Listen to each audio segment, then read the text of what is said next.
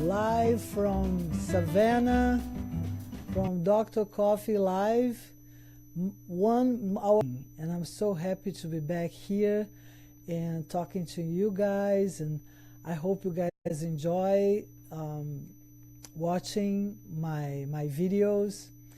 And of course, I wish to everybody a wonderful new year. You know, when the new year comes, always comes a lot of ideas and wishes and hope to things get better, and that's what I wish to all of you. And today I decided to do a little bit different than what I've been doing. Like I said, this is a number 8 live video that we do. And I found that it would be good to start the year let you understand why I'm talking so much about coffee and what I do, and so that was not clear, I believe, to most of you. So I came to US to do my doctoral degree in pharmaceutical science. And when I came to work in the lab, and my idea was to get better in drug monitoring, because that was back in the late 90s, was the big thing in pharmacy. But things like everything in life, you plan some things to go one way and they go other way around. And today I'm so happy that things changed to me. That the reason is because the professor that I came to work with, he couldn't stay with me in the lab because he was moving to another facility. And because I had time to finish the doctor program, I couldn't wait for him to do the moving. So what I did was I have to look for another advisor. And then came across of this person, Dr. Murali Ramanathan, University of Buffalo in New York. And he was doing a study with multiple sclerosis in patients with the relapsing remitting form of the disease, which is the most common form of the disease, and patients that are with this disease that are treated with interferon beta. And the way he was looking to the effect of the drug in the disease was looking at alterations in the gene, the transcription of some specific proteins, and seeing how this affected the treatment. So for me to be able to join his lab, I had to learn from scratch everything related with molecular biology. And at that time, my genetics was really almost nothing, because everything was new. In 2000, when I joined the program in 1999, and it's exactly in 2000 that was when the genome was disclosed, the human genome. And that was a huge effort between many labs around the world that managed to get all the sequence of our DNA, the human DNA.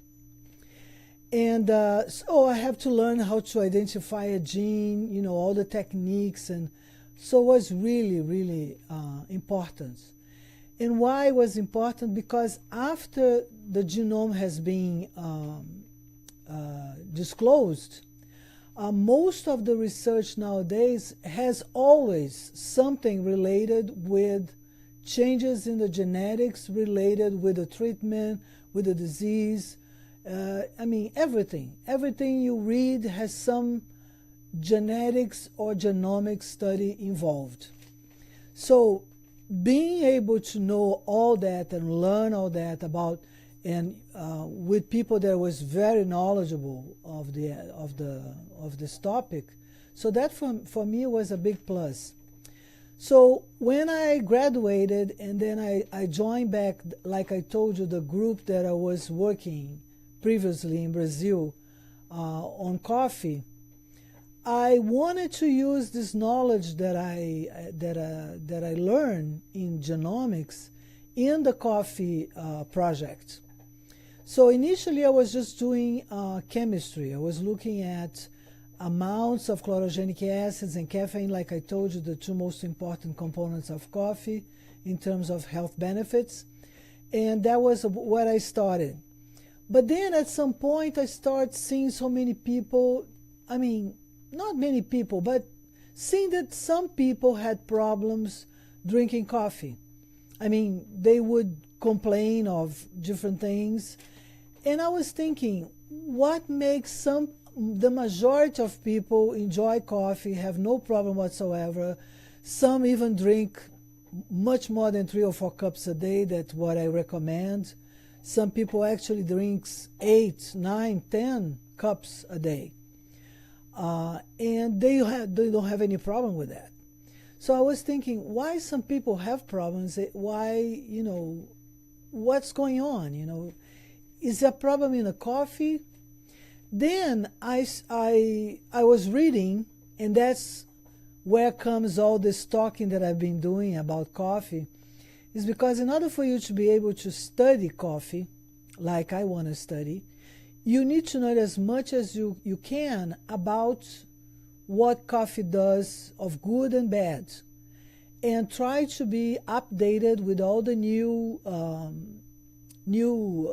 papers that come talking about it. So part of my day is doing that, is getting those papers, getting them, read them, and try to be updated with that information. And I feel that it's important to share that information with you. But today, like I said, I want to tell you what is my big goal right now in terms of research. So I left a little bit this chemistry thing aside, not only because it was something that I was having some issues in terms of equipment in my lab, though, so that was kind of delaying to get the data that I wanted, but also because I wanted to do things that could have some practical application almost immediately. And of course, I want to work with humans. I didn't want to be working with just with a coffee brew. I wanted to work with biological fluids from human that consumes coffee and see what happens inside our body after you drink that coffee. Okay, so I start thinking that those people that have problem drinking coffee could be because I read that caffeine, which is most likely the component that was giving problems to those people, because like I told you before, caffeine has some effects in the cardiovascular system, has effects on the central nervous system like the alertness, the increase of memory and all that. But if you have much caffeine, you might have those effects exacerbated, and you don't want that. You just want the good effects. You don't want toxic effects, right? So I was thinking maybe those people that have problem, they might be getting more caffeine than they need. And in reading, I learned that caffeine is metabolized.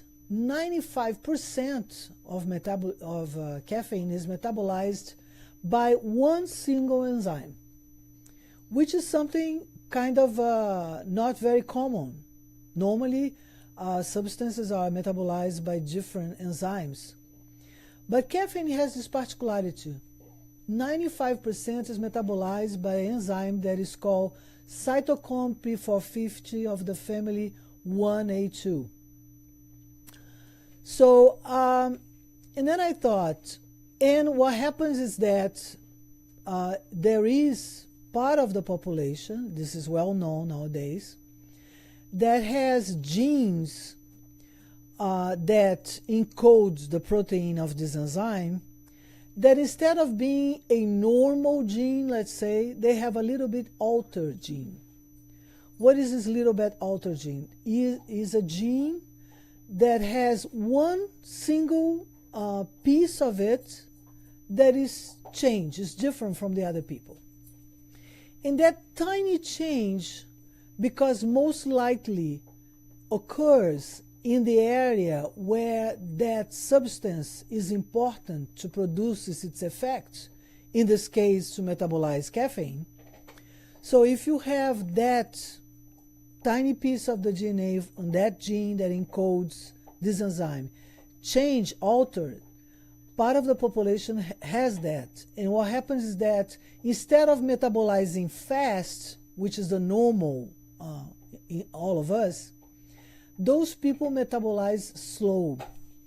So I thought, well, let's imagine, just imagine, that I am a person that has this kind of gene, that has this alteration that makes me metabolize the caffeine from the coffee slower. So what's going to happen?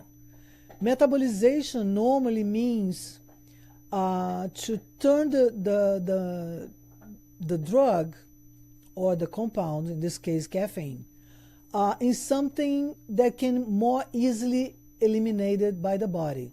That's the intention of the body when we metabolize something, is to break that down and make that easy to be eliminated. And so what happens if the person metabolizes slower? What's going to happen?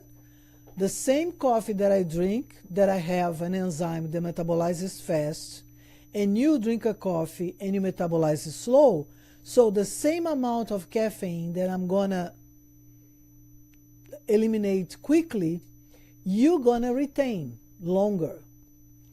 And that probably was responsible for the effects that you feel. And then I thought, well, that also is going to be a deterrent for the person to not drink coffee, right? So I said, well, okay, so I'm going to plan a project and test if this is really true. And so I managed to see exactly that. The people who does have a genotype for this specific enzyme that has the allele that has slow metabolization, those people have a higher level of caffeine in the plasma. How I did that, I had a group of students. I offered a breakfast for them, and everybody had the same breakfast. They all came with 8 hours without eating anything. So first thing I did was to collect a blood sample, not myself. I had a person that was knowledgeable on that collected the sample of blood. And then they drank, all of them drank 1 full cup of coffee that I prepared in the lab, that I knew exactly how much caffeine was inside. And then between 30 to 45 minutes later, which is the time the caffeine normally takes to peak in plasma and it starts to be eliminated, we collected another sample of blood and we measured that sample. And we also utilized part of that blood to determine the genotype for the CYP1A2, which is the enzyme that metabolizes caffeine.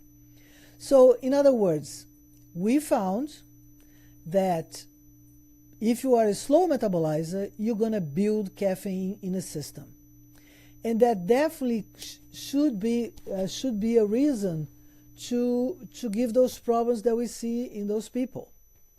So I was very glad to see that. So parallel to that, it was created worldwide when I was about to publish this paper. And actually, if you go LinkedIn and you look for my name, the paper is there, it is available. It's called "Does CYP1A2 Genotype Can Interfere in Coffee Consumption?" And the reason I made this title was because if you have a slow metabolism of caffeine, that could interfere in your wanting to consume coffee or not, right? So, so this paper is available. You can see with more details if you're interested.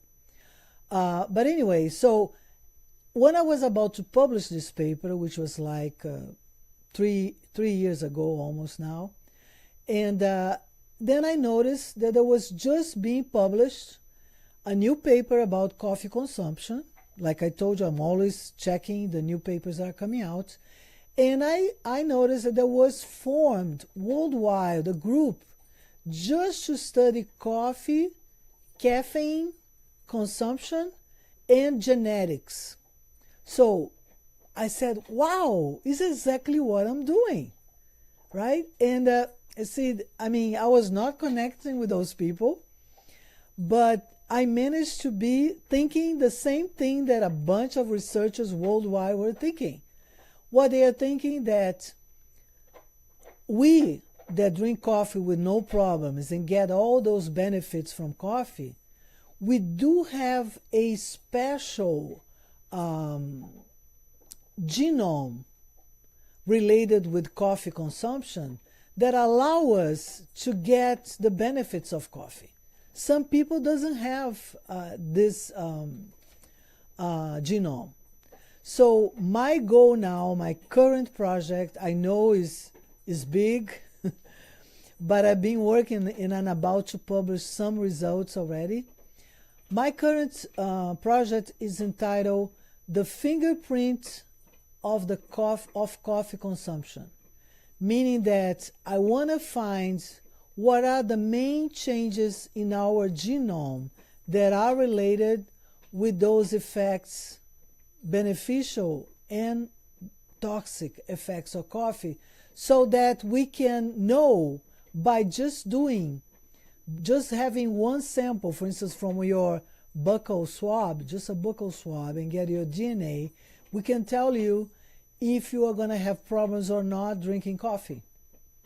So I think that's interesting. And of course, this will also lead to potential targets that could be looked at in terms of new drugs to treat the diseases that coffee protects you against it, like, you know, diabetes we mentioned, like Parkinson's that we talk about, like depressions that we also talk about.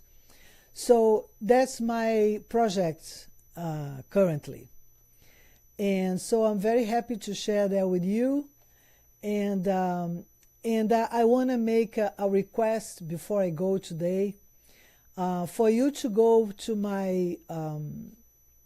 my page of the Dr. Coffee Research and Consultancy, and say that you like it, and if you could join and follow, so I can get your email. I want to start getting a list of the emails that all of you that are following my videos, so I can share those papers directly with you. You don't have to go to LinkedIn and things like that. And also, I would like to ask you another thing, is that if you know anybody who works with coffee, doesn't matter what is the field, if the person has a coffee shop, if the person produces packages for coffee, if the person has a farm that grows coffee, let them know about me. You know, try to put them in contact with me, because my goal this year, that is starting, one of my wishes, is to find collaboration and new partners that can work with me in this huge challenge that I decided to accept, that I created, which is to build the fingerprint of coffee consumption. Okay, my friends, I'm going to leave you now, and I'll see you next Saturday around 4 o'clock, like we've been doing. And I hope you have a wonderful week, a great Sunday, and see you soon.